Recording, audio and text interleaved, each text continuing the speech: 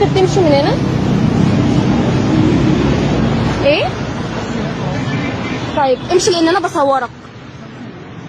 امشي لان انا بصورك. امين؟ يبقى مفروض تحترم نفسك ان انا قاعده وما تعملش الحركات دي. صح ولا لا؟ لما صورتك تنزل على وزاره الداخليه يبقى حلو. انت ازاي اصلا تعمل كده وانا قاعده؟ ده عادي كده في الشارع؟ عادي في الشارع صح؟ طب امشي من هنا يلا. يلا من هنا. اتفضلوا يا جماعه. اتفضلوا. يا نهار اسكت يا نهار اسكت، بتصورونا واحنا بنطرطر على الطريق؟ لا لا لا بقى، ما توصلش لكده يعني، ما ينفعش يا جماعه، ما ينفعش.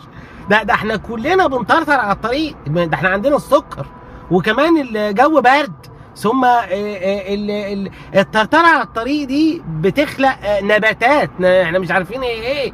بس لا ما توصلش لكده يا بنات يعني، صوروا المتحرش بس، لكن اللي بيلبي نداء الطبيعه ما ينفعش، عيب. ثم هو مش واخد باله منك، لكن لو كان واخد باله منك استحاله كان يعمل كده. وزي ما انت شايفه هو بيطرطر في الترعه يعني، ما بيعيد تدوير الميه. لا يا جماعه، لا ما توصلش لكده، ما تبقوش مجتمع انثوي، سيبونا نطرطر براحتنا.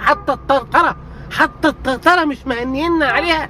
لا ما توصلش لكده يا جماعه، لا احنا يا نهار اسكت، ده الجو برد، ده انا كل 5 كيلو لازم انزل اطرطر، ده انا ليا مناطق معينه في المكان هتلحقوني بالكاميرات يعني، ده انا اطلع ترند كده. لا سيبونا نطرطر.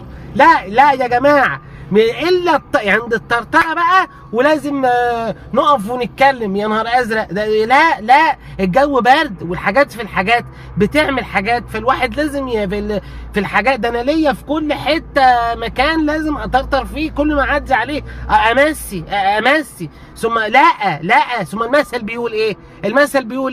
المثل بيقول الارض لو عشطانه نرويها بصنانه، معروفه الارض لو عشطانه نرويها بصنان. لا